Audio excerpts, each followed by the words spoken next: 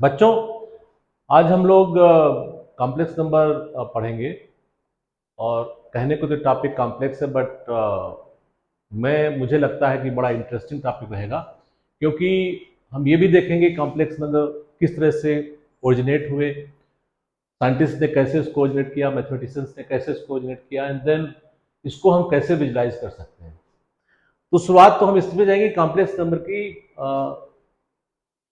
तो क्या जरूरत क्यों पड़ी। तो उसमें अगर ये देखा जाए कि अगर आपको एक फंक्शन ले लें say u F X Y equal to F X, that is F X square plus C, okay. And इसको अगर हम ड्रा करें, एक्स एक्सिस और वाई एक्सिस पे इसको ड्रा किया जाए तो क्या होगा।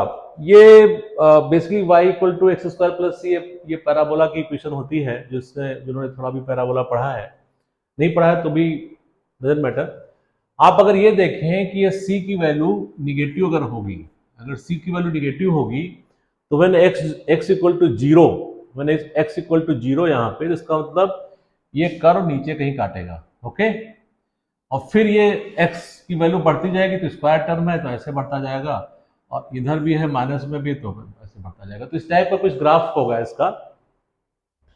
अब इसको अगर हम सॉल्व करेंगे, अगर इस इक्वेशन को सॉल्व करें, x square plus c equal to zero means जहां पे y इक्वल टू जीरो है, दैट मीन्स एक्स एक्सिस पे, तो इसके ये दो सोल्यूशन आ जाते हैं। फाइन, आई थिंक इसमें कोई डाउट नहीं होना चाहिए। अगर c पॉजिटिव हो गया, या उससे पहले c इक्वल टू जीरो ले लेते हैं, c इक्वल टू जीरो ले लेंगे, तब क्या होगा, तब कोई ग्राफ इसका कुछ इस तरह से बनेगा, कुछ इस तरह से ग्राफ हो सकता है, क्योंकि ये एकदम यहाँ पे c इक्वल टू जीरो पे, since x equal to zero है तो y इक्वल टू जीरो हो गया, ये ग्राफ यहाँ पे हो गया। But if c is positive तो क्या होगा, तो ग्राफ कुछ इस तरह से होगा। c इक्वल टू जीरो पे भी x इक्वल टू जीरो भी one of the solution, but when c is positive, ये यहाँ पे आ गया, तो जब c पॉजिटिव हो गया तो x एक्सिस पे कहीं नहीं काट रहा है। तो ऐसे केसेस में अब इसका सोल्यूशन कैसे निकालेंगे, एंड आपको आज के अनुसार पता है, आज के अनुसार पता है कि X square equal to minus C अगर हो जाएगा तो x square equal to minus C होगा, ठीक है। एंड इसके बाद अगर किसी ने पढ़ लिया है तो वो कॉन्सेप्ट जो आता है कि इसको आप लिख सकते हो minus one and this C that is equal to I C, ठीक है। सो सॉरी, ये प्लस माइनस ये हो जाएगा, प्लस माइनस ये हो जाएगा, तो प्लस माइनस ये हो जाएगा आई सी। ये दो इक्वेशन, ये सोल्यूशन आता है, ये आता है कॉम्प्लेक्स नंबर पे। पर ये सडनली हम बीच में आ गए, बट यहां तक कैसे जाया जाए, कैसे साइंटिस्ट इस जगह पे पहुंचे, अब उसकी हिस्ट्री पे हम लोग जाते हैं। फिर दोबारा आएंगे कि इसकी जो वैल्यू है X equal to plus minus I C I I, ये कैसे आई, क्यों हुई, ये हम अब फ्लैशबैक में थोड़ा काम करते हैं। तो आप लोगों ने नंबर सिस्टम में पढ़ा होगा कि शुरुआत कैसे हुई। शुरुआत ये हुई कि पहले तो लोगों को आपस में से कैटल्स हैं, गाय भैंसे हैं, एक दूसरे को बेचते थे या लेते थे, तो एक दो तीन चार इस टाइप से उनको काउंट करना पड़ता था। पत्थर मल इकट्ठा कर रहे हैं हथियार, तो भी एक दो तीन काउंट करना पड़ता था। तो शुरुआत में तो क्या हुआ, अगर हम नंबर लाइन को ड्रा करें, ऐसे नंबर लाइन को ड्रा करें, तो पहले क्या था, केवल नंबर लाइन पे क्या थे, वन थे, टू थे, थ्री थे, फोर थे, इस तरह से नंबर थे आगे तक। इन्फिनिटी का कॉन्सेप्ट नहीं था, तो इसको हम हटा देते हैं, ये कॉन्सेप्ट नहीं था, ठीक है। इस तरह से नंबर थे। फिर क्या हुआ, कुछ दिन बाद उनको लगा भाई कि कुछ चीज बांटनी है, जमीन जायदाद बांटनी है। स्पेशली हिस्ट्री में तो बोलते हैं कि इजिप्शियन ने जो लैंड वैंड को बांटते थे तो उसके लिए उनको फ्रैक्शन की जरूरत पड़ी, तो बीच बीच में फ्रैक्शंस नंबर आए, फ्रैक्शंस आए। तो फ्रैक्शंस जिनको क्या बोलते हो आप, rational number, P by Q आना शुरू हुए। रेशनल नंबर जिनको पी बाई क्यू फॉर्म में लिख सकते हो, तो नंबर लाइन पे उनको आपने ड्रा किया। फिर इनको तो रेशनल नंबर बोला गया। कुछ इरेशनल नंबर डिराइव हुए, वो क्या थे, जैसे मान लिया किसी ने ये पैथागोरस थ्योरम में ये पढ़ा है, वन वन है तो ये रूट टू हो गया।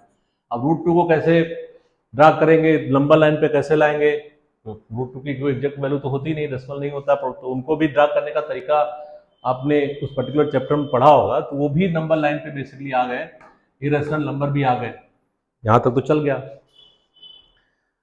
फिर बात आगे बढ़ी तो फिर इसमें आता है जीरो। इनको तो आपने बोला 1 2 3, इनको तो नेचुरल नंबर बोला गया, ठीक है। ये p बाई क्यू आ गया, तो इनको क्या बोला गया, रेशनल नंबर, रेशनल नंबर, ठीक है। फिर ये रेशनल नंबर हो गए। फिर इंडिया में क्या हुआ, इंडिया में Aryabhata, I think 5th century में आर्यभट्ट ने जो है जीरो के बारे में आइडिया दिया कि जीरो भी कोई नंबर होता है, क्योंकि उससे पहले जीरो के बारे में कोई सोचता ही नहीं था, क्योंकि चीजें हमेशा होती थी कि भाई आप उसे ली या दी, जीरो का ना लेने के देने का कोई मतलब ही नहीं था। जीरो क्या होता है, जीरो सोच ही नहीं सकते थे, वो जीरो इन्वेंट हुआ। माइनस, फिर इसके बाद माइनस नंबर पे गए। माइनस नंबर का तो हिस्ट्री इतनी आश्चर्यजनक है कि इवन 15 सेंचुरी तक, 15 सेंचुरी तक, 15वीं शताब्दी तक लोग माइनस नंबर बोलने से, मतलब माइनस के बारे में सोचने से भी डरते थे कि पता नहीं लोग क्या कहेंगे, कि there was no concept of minus. क्योंकि क्या था, अभी क्या था कि आपने 5 एप्पल्स हैं आपके पास, 5 एप्पल्स हैं, आपने 3 दे दिया किसी को, 2 बच गए आपके पास। बट ऐसी सिचुएशन नहीं थी कि 3 एप्पल्स हैं और 5 देने पड़े, मतलब ही नहीं था। उनको लगा ये क्या है, मतलब माइनस का तो कोई मतलब ही नहीं है। जब हमारे पास 3 एप्पल है तो 5 हम क्यों देंगे, 3 देंगे या 3 से नीचे देंगे, उसके ऊपर देंगे ही नहीं। तो माइनस का कॉन्सेप्ट यहां तक गड़बड़ था कि लोग माइनस का और माइनस जीरो के बारे में, जीरो के बारे में भी इंडिया में जीरो पैदा हो गया था, बट जीरो माइनस के बारे में काफी इवन 15 सेंचुरी तक लोग नाम लेने से डरते थे। यहां तक ये सिचुएशन थी कि जितनी सारी इक्वेशंस जो सॉल्व की जाती थी तो उसमें माइनस नहीं लिखते थे लोग। जैसे कोई इक्वेशन थी, सपोज कीजिए X cube plus B x plus equal to C, इसको ऐसे लिखे, ऐसे करके सॉल्व करने की कोशिश करते थे। इसको यहां तक भी ऐसे भी नहीं लिखते थे कि माइनस सी लिख दें, माइनस यूज ही नहीं करते थे। मतलब इतना लोगों को थोड़ा हेजिटेशन था माइनस उससे करने के लिए। तो एनीवे जब ये सिचुएशन ये बाद में माइनस नंबर का भी इन्वेंशन हुआ, क्योंकि जरूरत पड़ी माइनस नंबर की, तो नंबर लाइन इधर भी बढ़ गई। ये तो आपकी पूरी एक नंबर लाइन बन गई आपकी, जिसको पूरे नंबर लाइन को क्या बोला गया, रियल नंबर। ये पूरा जो सेट है रियल नंबर बोला जाता है, रियल नंबर बोला जाता है। पूरा सेट जो है रियल नंबर बोला जाता है। अब क्या हुआ, यहां तक तो सिचुएशन ठीक चल रही थी, 1 2 3 पैदा हुए, जीरो पैदा हुए, रेशनल नंबर पैदा हो गए, नेगेटिव आ गया। अब प्रॉब्लम कहां से शुरू हुई। फर्स्ट प्रॉब्लम जो किसी ने रियलाइज की वो ये थी कि सपोज कीजिए, ये बड़ा इंटरेस्टिंग है, इसको आप सुनिएगा, कि हम जो इस तरह की इक्वेशन लेते हैं, x square plus B x plus c equal to zero, quadratic equation. इसका फार्मूला जब डिराइव हुआ कि इसको सॉल्व कैसे करेंगे, तो इसको भी सॉल्व करने का फार्मूला आज तो हम लोगों को पता है, simple minus b plus minus b square minus 4ac upon 2a तुरंत यूज कर लेते हैं। पर इसका इन्वेंशन कैसे हुआ उसको मैं ब्रीफ में बताने की कोशिश करता हूँ। इस फार्मूले को अगर ऐसे ये सॉरी इस इक्वेशन को ऐसे लिखा गया, x square plus B by A x plus c by a equal to zero लिख दिया गया ऐसे, ठीक है। अब अगर इसमें हम ऐसा लिखें, X square plus B by A X equal to minus C by A, ठीक है। अब उस समय लोग कुछ ना कुछ फिजिकल वर्ड से जोड़ के ही चीजों को बनाते थे, और ज्योमेट्री का बड़ा जबरदस्त यूज होता था। तो इसको बेसिकली इस इक्वेशन को उन्होंने ज्योमेट्री से सॉल्व करने की कोशिश की। तो ज्योमेट्री से कैसे सॉल्व की शुरू की। अब इस इक्वेशन को क्या लिया, पहले तो उन्होंने एक एक्स स्क्वायर का ये टर्म लिया, एक्स स्क्वायर का टर्म लिया, और एक्स स्क्वायर का टर्म लेकर के इन्होंने क्या कहा कि एक ये स्क्वायर बना दिया, ये x हो गया, ये x हो गया, square of area x square, तो उसकी एक साइड x हो गई, दूसरी साइड x हो गई। फिर क्या किया, ये टर्म लिया बी एक्स बाई ए, ये टर्म लिया एंड इसको दो पार्ट में ब्रेक किया, इसको दो पार्ट में ब्रेक किया। जैसे इसका अगर टर्म उन्होंने ले लिया तो ये तो एक रेक्टेंगल फॉर्म में आ गया b by A x, okay, but इसको दो फॉर्म में ब्रेक कर लिया ऐसे, तो दोनों क्या हो गए B x by two A, and B x by two A इन्होंने क्या किया, ऐसे ऐड कर दिया यहाँ पे, ये हो गया B x by two a, where sorry ये हो गया, ये हो गया बी एक्स बाई टू ए, तो b बाई टू ए ये साइड हो गई और ये तो x साइड हो गई, तो ये स्क्वायर का, इस स्क्वायर का, सॉरी स्क्वायर नहीं, दिस इसका रेक्टेंगल का एरिया कितना हो गया बी एक्स बाई टू ए, इस तरह से इसको यहाँ पे लिखा गया। इसी तरह इन्होंने एक यहाँ पे ऐड कर दिया, ये तो एक्स ही हो गया, ये b by two a length हो गई यहाँ से यहाँ तक, तो ये बी एक्स बाई ए को इन्होंने दो पार्ट में तोड़ा, B by two A and B by two A and X multiply किया, B by two X multiply किया, तो ये इसका एरिया क्या हो गया B X divided by two ए, तो ये टर्म भी इन्होंने कवर कर लिया, ठीक है। अब रह गया ये टर्म आया, ये क्या करेंगे यहाँ पे, इसका ये टर्म कितना है, तो इसमें अगर आप देखिए ये हाइट बी बाई टू ए है, ये height B by two A हो गई यहाँ तक, और एक ये भी बी बाई टू ए हो गया, तो एक स्क्वायर जो ये बन रहा है तो इसमें एक एक्स्ट्रा स्क्वायर उन्होंने बी बाई टू ए का ऐड किया, तो इधर बी बाई टू ए का स्क्वायर ऐड किया, इधर बी बाई टू ए का स्क्वायर ऐड किया, X square plus B x by A plus B by two A का स्क्वायर ऐड किया, तो इसको इसका एरिया हो गया इस तरह से, बी बाई टू ए का स्क्वायर ऐड किया और इसको इस दोनों तरफ एलएचएस राइट हैंड साइड दोनों साइड में लिख लिया, ये हो गया बी बाई टू ए का होल स्क्वायर, इधर भी राइट हैंड साइड में भी ऐड कर दिया, माइनस सी बाई ए कर दिया, ओके। तो लेफ्ट हैंड साइड को ये जो चीज है इसको ज्योमेट्री में फिर से मैं रिवाइज कर रहा हूं, कैसे इन्होंने रिप्रेजेंट किया, x x into first term हो गया एरिया बी एक्स बाई ए, तो ये एक्स हो गया, बी बाई टू ए हो गया, तो ये B X divided by two A हो गया plus B X divide by two A B x by A हो गया, ये एरिया हो गया बी बाई टू ए का होल स्क्वायर, ये इधर रख दिया। अब इसका अगर कोई एक अलग से कोई स्क्वायर बनाए, सपोज कीजिए ऐसे स्क्वायर बनाए जिसमें ये टर्म, इस टर्म का ये टर्म अगर सपोज कीजिए के है, तो एक ये रूट के इधर लिख दिया और ये रूट के इधर लिख दिया, तो ये इसका रूट निकाल करके उसका रूट के इधर कर दिया, रूट के कर दिया, तो एक स्क्वायर ये हो गया, एक स्क्वायर ये हो गया, तो ये दोनों स्क्वायर बेसिकली एरिया के हिसाब से बराबर होना चाहिए, तो जब बराबर होना चाहिए तो दैट मीन्स ये पूरी साइड जो है ये रूट के बराबर होनी चाहिए, इसकी साइड और इसकी साइड बराबर होना चाहिए, ये पिक्चर में छोटा हो गया बट आप ये मान के चलिए ये जो साइड, क्योंकि ये पूरा जो स्क्वायर है ये पूरा स्क्वायर है, ये दोनों सेम एरिया के हैं, तो इसका एक साइड और इसका एक साइड बराबर होना चाहिए। इसके बेसिस पे ये कहा गया, इसके बेसिस पे ये दिखाया गया, ये पूरी साइड कितनी थी, ये थी x plus B by two a, this should be equal to root के क्या था, इसका पूरा का वो था b बाई टू ए का whole square minus C by A, ये हो गई। इससे x की वैल्यू क्या आई, x की वैल्यू आई ये माइनस बी बाई टू ए उधर जाएगा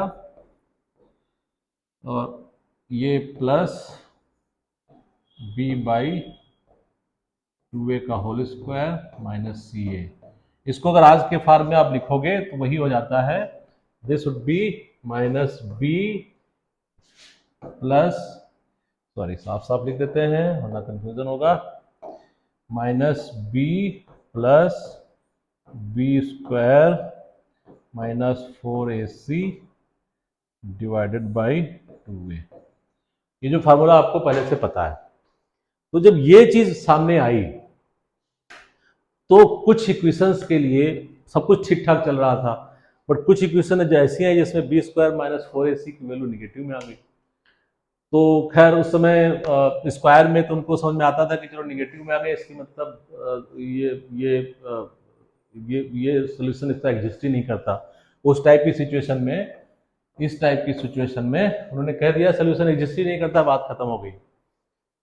ठीक है, प्रॉब्लम नहीं है क्योंकि सोल्यूशन एग्जिस्ट ही नहीं करता, कभी एक्स एक्सिस को काटेगा ही नहीं है, हमेशा ये वाई एक्सिस है, ये एक्स एक्सिस है, काटेगा नहीं। तो उनका वो जो आर्गुमेंट था कि चूंकि एक्स एक्सिस को ये ग्राफ काट नहीं रहा है इस टाइप का इक्वेशंस में, तो दैट सोल्यूशन डजंट एग्जिस्ट। मान लिया सोल्यूशन, तो मैटर इज ओवर, उस पर ज्यादा दिमाग नहीं लगाया गया। बट प्रॉब्लम फिर आगे आई, अभी तो अभी क्वाड्रेटिक पे थे, जब क्यूबिक पे पहुंचे तो क्या हुआ अब देखिए। क्यूबिक इक्वेशन का सॉल्यूशन निकालने की कोशिश हुई 15वीं शताब्दी 15th सेंचुरी में इटली में। उस समय वहां पे क्यूबिक सिचुएशन निकालने की कोशिश हो रही थी, और एक डेल फेरो करके मैथमेटिशियंस थे जो क्यूबिक इक्वेशन को सॉल्व करने में लगे हुए थे। और ये किस टाइप की इक्वेशन को सॉल्व करने में लगे हुए थे?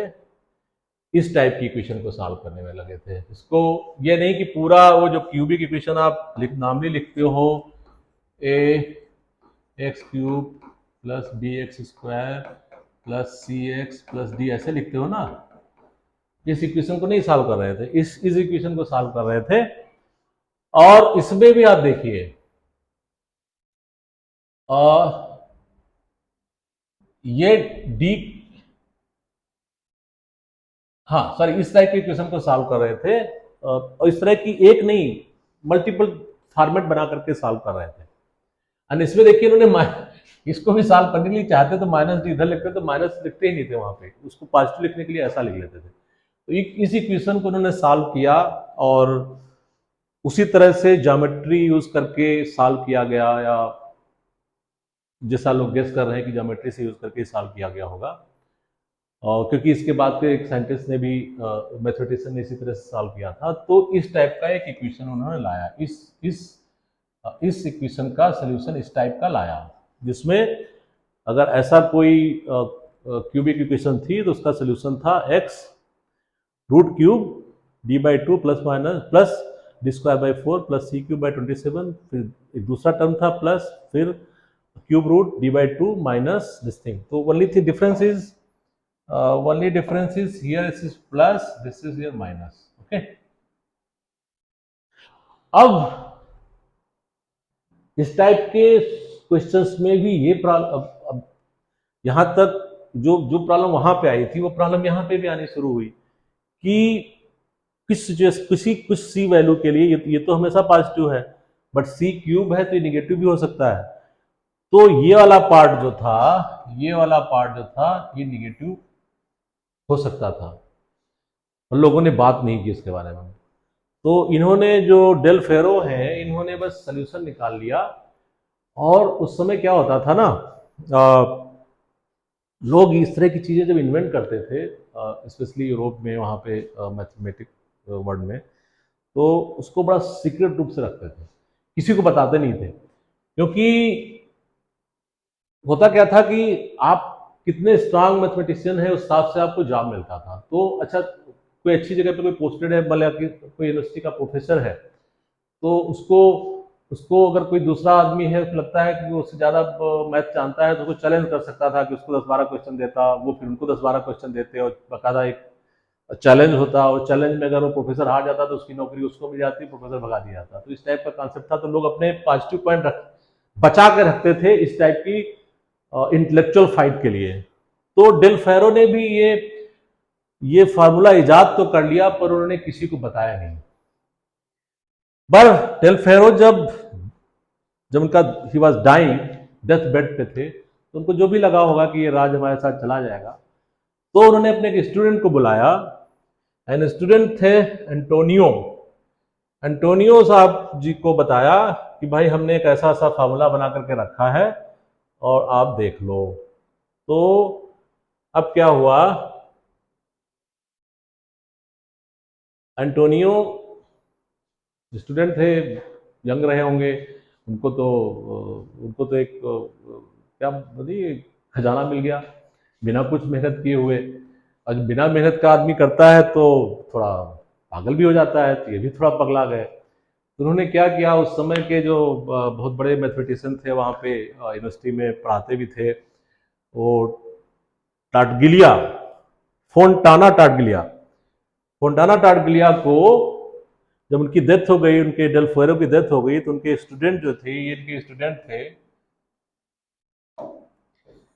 सॉरी, ये इनके स्टूडेंट थे, एंटोनियो डेल फेरो के स्टूडेंट थे। तो जब इनको ये फ्री में मिल गया खजाना, तो इन्होंने क्या किया, इन्होंने एक साइंटिस्ट फोंटाना टाटगिलिया है, सॉरी मैथमेटिशियन थे और नामी मैथमेटिशियन थे, इनको चैलेंज कर दिया कि मैं तुमको कुछ क्वेश्चन देता हूं, तुम लगा के दो।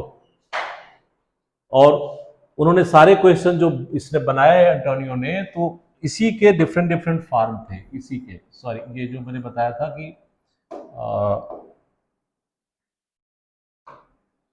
X cube plus C x equal to d, इसी के डिफरेंट डिफरेंट फॉर्म थोड़ा बहुत चेंज करके आगे पीछे उन्होंने क्वेश्चन बनाए, क्योंकि उसके अलावा उसको कुछ आता नहीं था। 10-12-13 क्वेश्चन उसने बना के टाटगिलिया को चैलेंज कर दिया कि तुम सॉल्व करके दिखाओ। तो टाटगिलिया ने भी इनको कुछ रिवर्स क्वेश्चन दिए जो वहां पे उसमें प्रैक्टिस थी। तो एंटोनियो वहां से तो कुछ लगा नहीं पाए। टाटलिया को ये तो लग गया कि यार ये कुछ एक ही टाइप के क्वेश्चन है, थोड़ा ही मिलता जुलता है, इसका मतलब कुछ ना कुछ इसका सोल्यूशन है। अगर पहले आदमी सोचता है सोल्यूशन ही नहीं होगा, क्यों दिमाग लगाए, लग ही नहीं सकता। तो सोल्यूशन कहीं ना कहीं है, तो ये तो लग गया काम मेहनत करने। तो ये जिस दिन ये चैलेंज का फाइनल दिन था, उससे एक दिन पहले उसने तो सोल्यूशन निकाल लिया, और वो सोल्यूशन उसी टाइप का था जो अभी हमने बताया, ये वाला सोल्यूशन उन्होंने भी निकाल लिया। तो उस चैलेंज में एंटोनियो साहब तो कुछ कर नहीं पाए, तो ये तो फेल हो गए। बट टाटगिलिया जो थे ये तो सफल हो गए, इनका और नाम हो गया। बट इन्होंने भी ये अपना फार्मूला जो था किसी को बताया नहीं, इन्होंने भी निकाल लिया, उसको भी सीक्रेट रखा, अभी भी किसी को नहीं बता रहे, सॉल्व करके बता दिया, एग्जैक्ट तरीका या सब कुछ पूरा नहीं बताया होगा, पूरी थ्योरी किसी को। एज यूजुअल उस समय जो चलता था, उनको लगता था भाई हमारे पास है तो ये हमारा सीक्रेट फार्मूला है, हम फिर क्यों किसी को बताएं। तो बट इसके बारे में पता चला, एक यहाँ से एक्चुअल आता है, एक कार्डानो भी एक मैथमेटिशियन उस समय थे, फिजिसिस्ट भी थे, कई चीज़ों में इनका इंटरेस्ट रहता था। कुछ समय तो एक आदमी मैथमेटिशियन भी हो जाता था, फिजिसिस्ट भी हो जाता था, मेडिकल का भी काम करता था, बहुत सारे काम करते थे।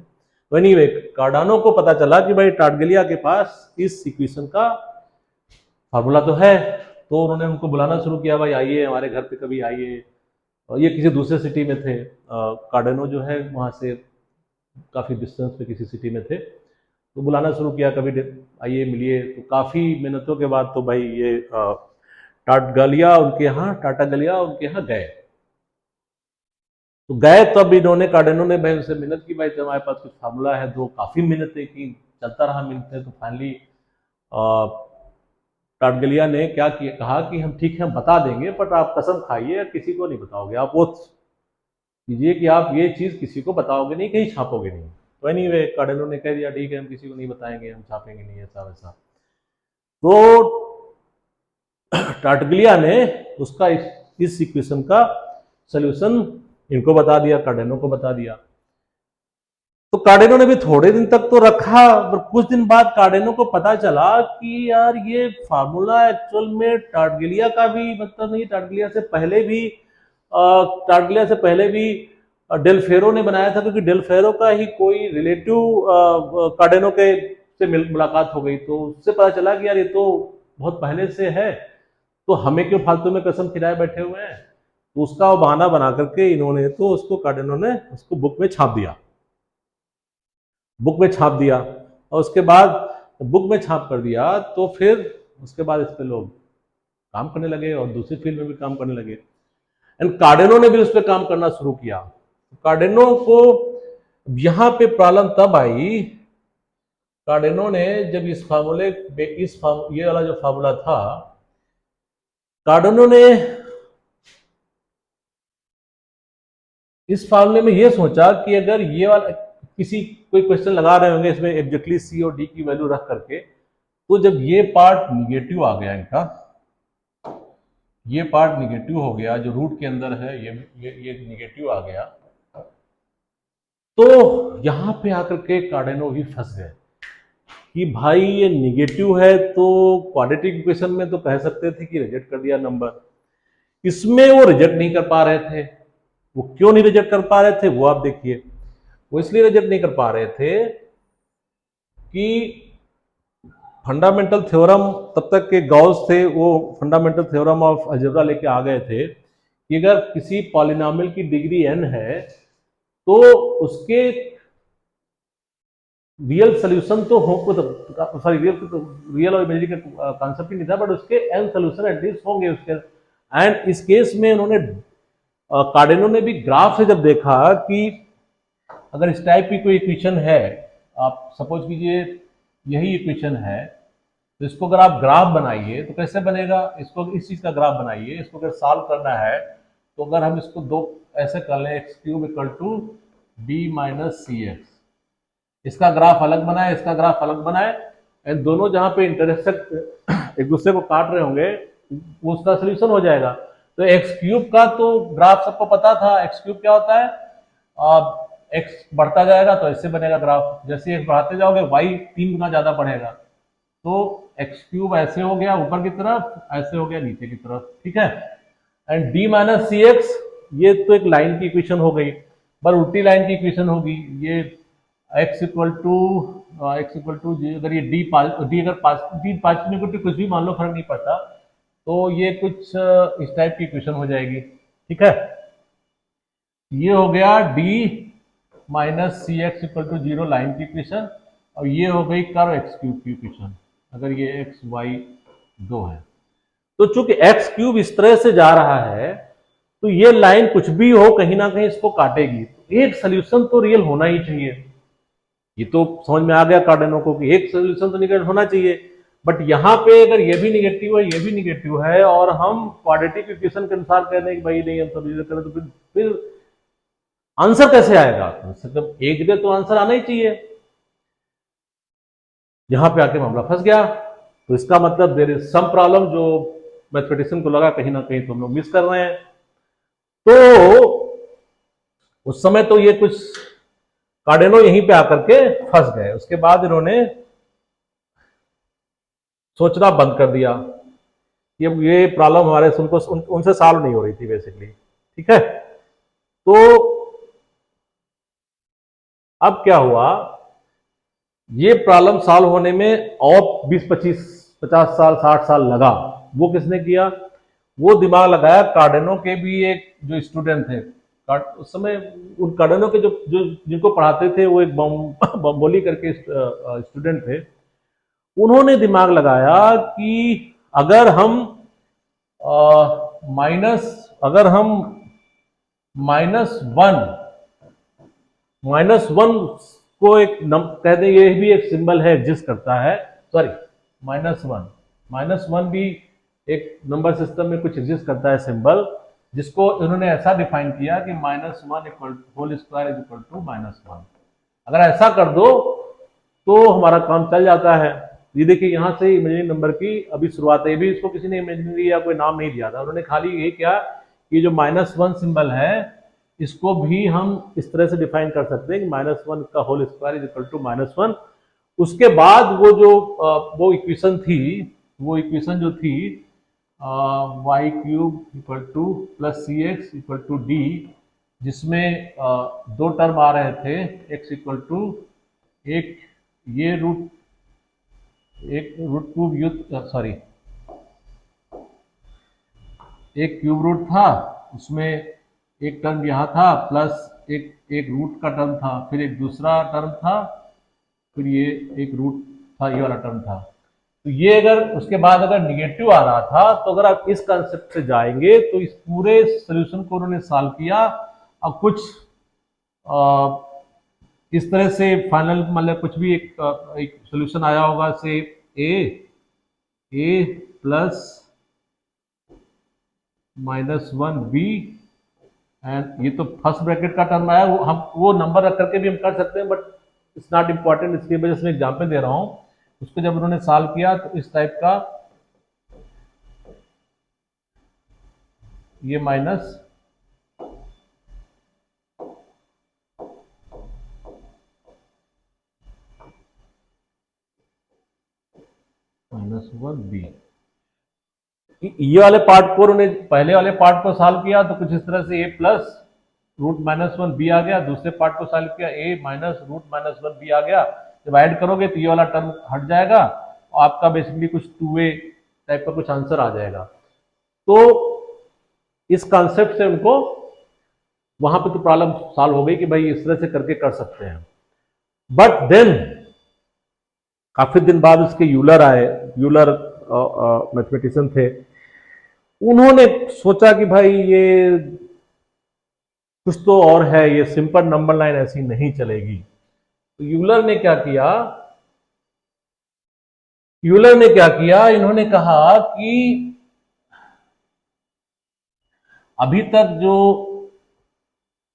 ये नंबर हम नंबर लाइन लेके चल रहे हैं जिसमें 0 है, 1 है, 2 है, 3 है, 1 है, 2 -1 है, -2 है, -3 है, इसी तरह से एक उन्होंने कह दिया आप ऐसे भी है जिसको इमेजिनरी लाइन, ये रियल लाइन हो गई, ये इमेजिनरी लाइन हो गई, इस पे जो है आप प्लॉट कर सकते हैं number i, 2i, 3i, and i को i इज इक्वल टू उन्होंने कह दिया ये इसको i कह दिया, फाइनली सिंबल दे दिया यूलर ने। तो अब उन्होंने कह इसी तरह नीचे -i, -2i, -3i, इस तरह से हो गए। अब इसके बाद तो सारे साइंटिस्ट लग गए उसमें, बट लोगों को ये लगा ये है क्या रैंडम चीज, ये क्या सी इमेजिनरी चीज आ गई है, मतलब क्या वास्तव में कुछ इस टाइप का होना चाहिए कि ऐसे ही हमने कुछ प्रॉब्लम सॉल्व करने के लिए कह दिया है। तो बट ओवर द ईयर चूंकि अभी हम कॉम्प्लेक्स नंबर में जो फर्दर डेवलपमेंट हुआ और किस तरह के क्वेश्चन लगते हैं उसको आप देखोगे, तो बाद में चूंकि अब क्या हो गया, कोई भी नंबर अगर यहाँ पे कहीं पे है तो उसको रिप्रेजेंट करना पड़ गया इस तरह से, ये कोई नंबर हो गया ये 2 और प्लस से 2.3i, इस तरह से सिचुएशन हो गई कि उसका एक रियल पार्ट हो गया, एक कॉम्प्लेक्स पार्ट हो गया।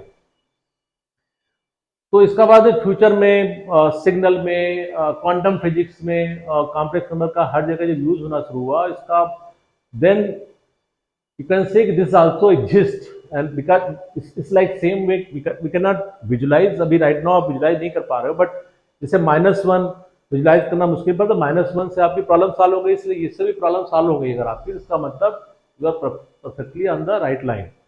अब इसको हम थोड़ा कोशिश करेंगे विजुलाइज करने के लिए। उसके लिए बेसिकली विजुलाइजेशन तो ग्राफ से ही होता है, कोशिश की जाएगी ग्राफ से ही कुछ करने की।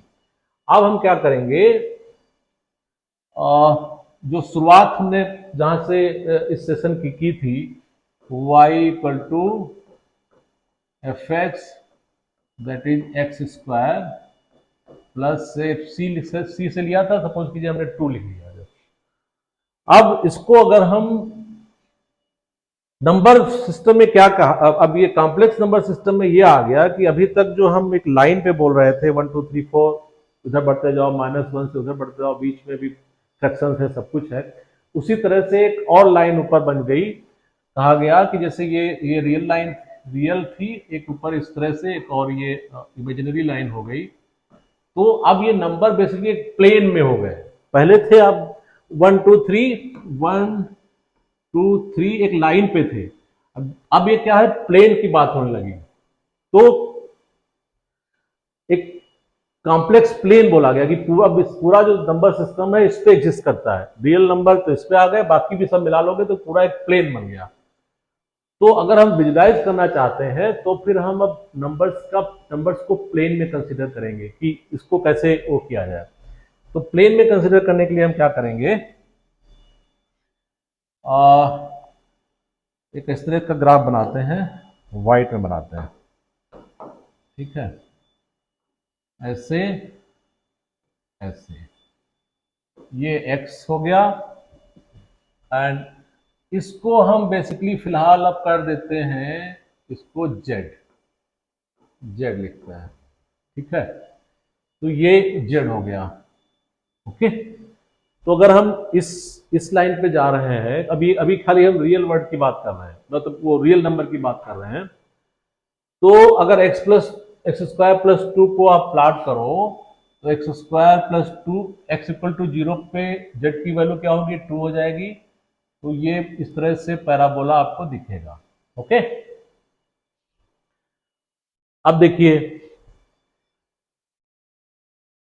एक्स स्क्वायर प्लस 2 पे इतना दिखेगा, बट अगर इसको स्क्वायर 2 पे रियल नंबर पे था तो एक्स एक्सिस को कहीं नहीं काट रहा है, तो इसका कोई सोल्यूशन आपको नहीं दिख रहा है। पर अगर इसको हम कॉम्प्लेक्स वर्ड में ले जाते हैं तो कॉम्प्लेक्स वर्ड में ले जाने के लिए क्या करना पड़ेगा, ये रियल नंबर के अलावा हम एक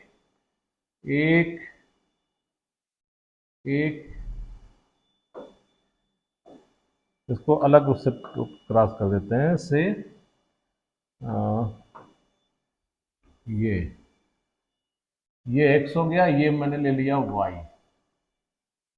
तो अब ये मैं प्लेन की बात कर रहा हूं, ये एक्स वाई प्लेन 3 डायमेंशनल की सिचुएशन आ गई। एक्स वाई प्लेन ऐसे है एंड ये जेड ऊपर है, तो एक्स वाई प्लेन की मैं बात कर रहा हूं। अभी ये जो व्हाइट वाला था खाली एक्स प्लेन में था, अब एक्स वाई प्लेन में अगर बात करें तो हम एक्स वाई प्लेन में केवल वाई, जो ये वाई एक्सिस है इसी की खाली बात करते हैं। मीन्स हम आ गए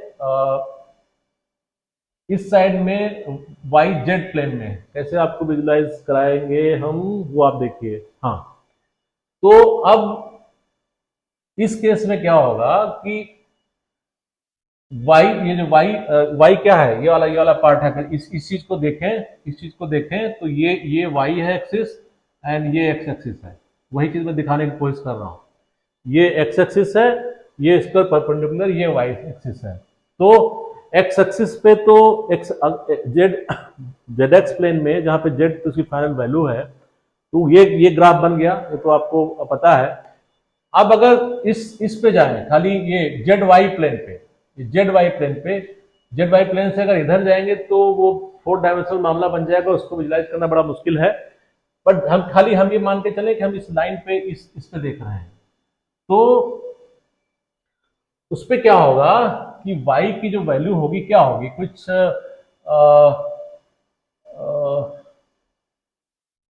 सम आई वाई टाइप से होगी ना।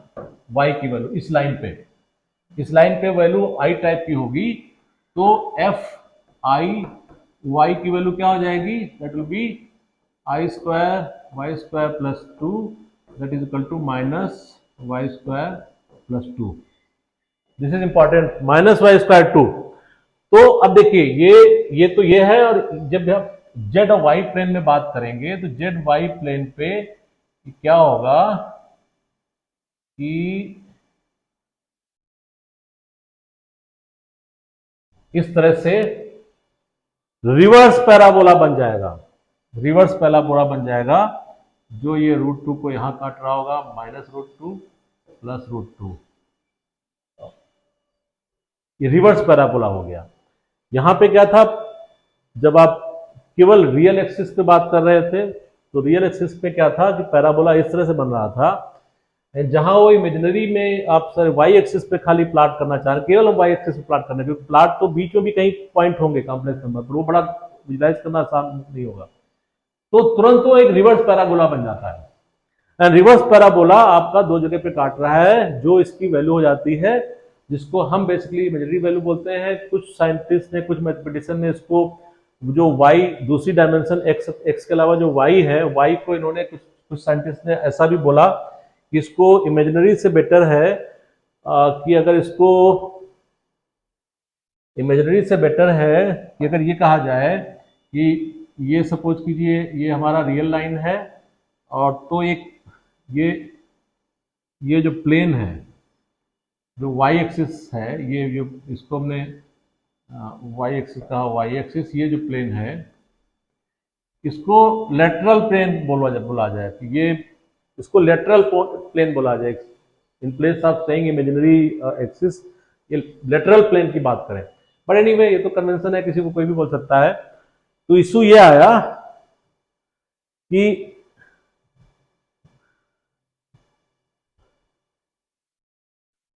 इस तरह से आप कॉम्प्लेक्स वर्जन में आप विजुलाइज कर लीजिए, जो पैराबोला रियल में ऐसा था वो कॉम्प्लेक्स में तुरंत पलट गया।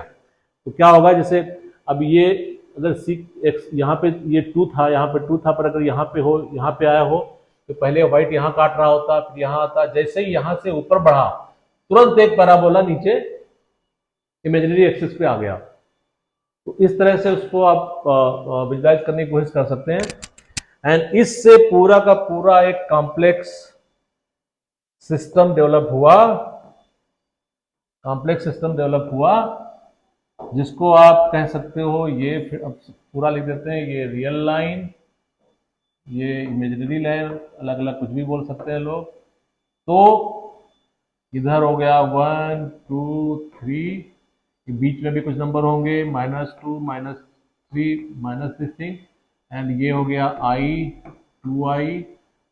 तो अब कोई भी नंबर पूरे प्लेन पे, अभी तक हम खाली लाइन पे बात करते थे, अब पूरे प्लेन पे बात करेंगे, तो कोई भी एक नंबर यहाँ पे, अगर कोई यहाँ पे कोई नंबर होगा तो उसको हमेशा ऐसा लिखेंगे, x plus i y. X is real part, y is imaginary part. तो इस टाइप से हम इस टाइप के नंबर्स को हम कॉम्प्लेक्स नंबर्स में डील करेंगे, और इसके एडिशन, मल्टीप्लिकेशन, डिवीजन कैसे करना है, और सारी प्रॉपर्टी देखेंगे। बट डोंट कंफ्यूज कि ये एक्स वाई वेक्टर तरह से काम कर रहे हैं, वो वेक्टर का कॉन्सेप्ट नहीं है, क्योंकि वेक्टर का जो प्रॉपर्टीज है वो प्रॉपर्टीज इससे मैच नहीं करेंगी, एक्सेप्ट प्रॉब्ली एडिशन की, मल्टीप्लिकेशन वगैरह की प्रॉपर्टीज इससे मैच नहीं करती है, तो उसको वेक्टर से कंपेरिजन करने की कोशिश मत करिएगा। अगले सेशन में इसके कॉम्प्लेक्स नंबर की अब जो एक्चुअल सीबीएसई का या जो एनसीईआरटी का की बुक्स में जो है जेई या जेई के लिए जो सिलेबस है उससे रिलेटेड हम लोग अब पढ़ना शुरू करेंगे। बट ये भी बताना जरूरी था जिससे आप विजुलाइज कर सकें कॉम्प्लेक्स नंबर के बारे में, एंड कैसे आया। आई थिंक आपको अच्छा लगा होगा। Thank you.